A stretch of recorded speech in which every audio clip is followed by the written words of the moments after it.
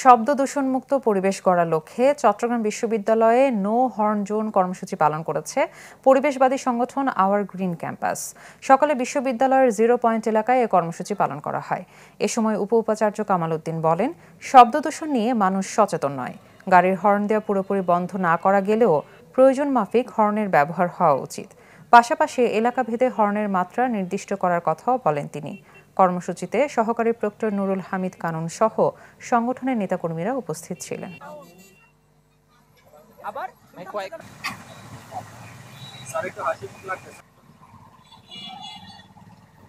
যারা গাড়ি চালায় তারা গাড়ি চালা শেখার পূর্বে কিন্তু হর্ন দেয়া শেখে, কারণ হর্নটা মনে করে যে গাড়ি চালানোর একটা অন্যতম ইয়ে।